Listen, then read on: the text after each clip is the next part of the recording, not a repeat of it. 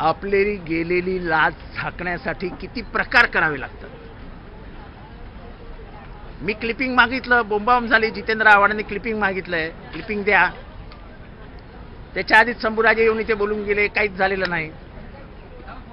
आणि त्याच्यावरती निलमताईंनी घोषणा केली की कॅमेराच्या त्या केबल्स आहेत, त्या केबलचं काम चालू असल्यामुळे रेकॉर्डिंगच झालेलं नाही. म्हणजे आतमध्ये जर गणपत गायकवाड एखादा आला असता आणि फायरिंग केलं असतं तर पुरावेच शिल्लक राहिले नसते.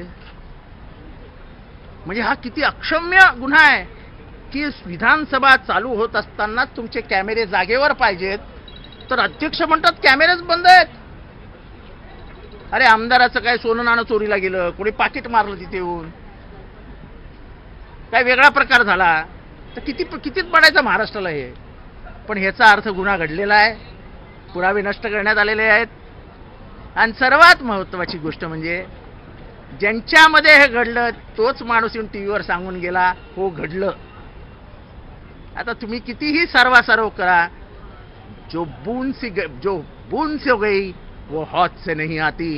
चल ठरलेलं अधिवेशन होतं आणि असं असताना आता सीसीटीव्ही बंद असतं, किती कितपत ते चालू आहेत सीसीटीव्ही. आता सगळीच लाच कशी घालवायची महाराष्ट्रासमोर, म्हणून खालच्या सभागृहात नाही सांगितलं. खालच्या सभागृहात सांगितलं की चौकशी करून सांगतो काय ते. वरच्या सभागृहातनं निर्णय घेतला की बंद कॅमेरा. वरच्या सभागृहात सांगितलं असेल तरी प्रश्न असा आहे की जर कॅमेरा बंद असेल तर तो कधी बंद झाला, तो किती दिवस त्याचं काम चालू होतं, कोण कॉन्ट्रॅक्टर आहे, ही सगळी माहिती द्या. आता एक खोटं बोलण्यासाठी किती खोटं बोलणार आहेत. महाराष्ट्राची माफी मागून टाकली असती की घडली चूक माणूस आहे यार, चूक घडते. झाला असेल महेंद्र थोरवेवर अन्याय तर तो रागवणार, आणि रागाच्या भरात तो काय केला असेल त्याने, माणूस आहे शेवटी. पण त्यांनी सांगितल्यानंतरही तुम्ही म्हणायचं काही घडलेलंच नाही.